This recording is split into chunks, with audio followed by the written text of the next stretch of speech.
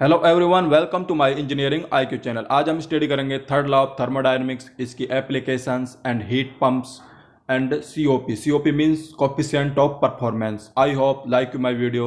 Now start third law of thermodynamics. Law of thermodynamics states that entropy, the absolute entropy of a perfectly crystalline substance, कोई ऐसा substance जो perfectly crystal की form में है, ठीक है, यानी परफेक्टली क्रिस्टल है वो, इज जीरो। तो वो एंट्रोपी कितनी होगी? Zero at absolute zero of temperature scale, ठीक है, कि यानी एब्सोल्यूट जीरो टेम्परेचर स्केल पे किसी परफेक्टली क्रिस्टलाइन सब्सटेंस की जो एंट्रोपी होगी वो कितनी होगी? जीरो होगी, यानी कि उसकी एब्सोल्यूट वैल्यू ऑफ एंट्रोपी कितनी हो जाएगी? जीरो। ये है तुम्हारी थर्ड लॉ ऑफ थर्मोडायनेमिक्स। और जो absolute zero of temperature scale क्या होता है? वो होता है जीरो केल्विन। एब्सोल्यूट जीरो का मतलब ये ब्रैकेट में दे रखा है zero kelvin. Absolute zero of temperature scale मतलब जीरो केल्विन। तो ये होती कैसे है? देखो, तुम्हें पता है कि भाई एंट्रोपी क्या होती है? Degree of randomness. हमने फर्स्ट यूनिट में किया था कि एंट्रोपी क्या है? Degree of randomness. तो वो जीरो कब होगी? जब रैंडमनेस बिल्कुल ख़त्म हो जाएगी, रैंडमनेस बिल्कुल जीरो हो जाएगी। और रैंडमनेस जीरो कब होगी? जब कोई सब्सटेंस जो होगा वो परफेक्टली किस फॉर्म में होगा? क्रिस्टलाइन फॉर्म में होगा। और कितने टेम्परेचर पे होगा? जीरो केल्विन टेम्परेचर पे। तो जीरो केल्विन टेम्परेचर पे किसी परफेक्टली क्रिस्टलाइन सब्सटेंस की एंट्रोपी क्या हो जाएगी? जीरो हो जाएगी। अगले पैराग्राफ में यही बता रखा है पूरा। देखो, we know that entropy of substance is a measure of randomness of molecules in a system. किसकी होती है? Measure of randomness. An orderly और unmixed configuration result in low entropy. It is therefore natural that the substance has zero entropy when it reaches a stage in which all randomness has disappeared. तो zero entropy कब होगी? जब वो सारी की सारी randomness क्या हो जाए? डिसअपीयर हो जाए। A perfectly crystalline substance at the absolute zero of temperature scale would meet this requirement, ठीक है। वो रिक्वायरमेंट कब पूरी होगी? जब कोई परफेक्टली क्रिस्टलाइन सब्सटेंस होगा। कब? Absolute zero of temperature scale पे।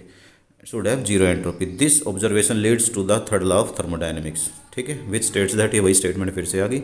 स्टेटमेंट क्या है? Absolute entropy of a perfectly crystal substance is zero at absolute zero of temperature scale, यानी कि जीरो केल्विन पे। क्लियर है? अब आ जाओ application of third law of thermodynamics की। थर्ड लॉ ऑफ थर्मोडायनेमिक्स की एप्लीकेशन की। Third law of thermodynamics can be utilize to calculate the absolute entropy of a substance at a given temperature, ठीक है। किसके काम में आती है? एब्सोल्यूट एंट्रोपी की वैल्यू निकालने काम आती है किसी सब्सटेंस के किसी एक गिवन टेम्परेचर पे। देखो, फर्स्ट यूनिट में हमने क्या पढ़ा था? याद करो, जब हमने सबसे पहले पढ़ा था इंटरनल एनर्जी के बारे में। इंटरनल एनर्जी में हम क्या करते थे कि जो एब्सोल्यूट वैल्यू होती है इंटरनल एनर्जी की, वो हम कभी भी कैलकुलेट नहीं कर सकते। हम सिर्फ क्या कैलकुलेट कर सकते हैं? चेंज इन इंटरनल एनर्जी, ठीक है। ऐसे ही उसके बाद अगला जो हमारा टॉपिक आया था वो आया था एंथैल्पी का। तो एंथैल्पी में भी हमने ये पढ़ा था कि absolute value of enthalpy can never be determined, only we can calculate the change in enthalpy. But जब हमने एंट्रोपी के बारे में पढ़ा था तो हमने क्या पढ़ा था वहाँ पे कि एंट्रोपी की हम एब्सोल्यूट वैल्यू कैलकुलेट कर सकते हैं। We can calculate the absolute value of entropy. Absolute का मतलब होता है एग्जैक्ट वैल्यू, किसी एक पॉइंट पे, किसी एक टेम्परेचर पे जो हम वैल्यू निकालते हैं। तो क्या पढ़ा था वहाँ पे हमने? We can calculate the absolute value of entropy at a given temperature by using third law of thermodynamics. अब आ जाओ सेकेंड पॉइंट।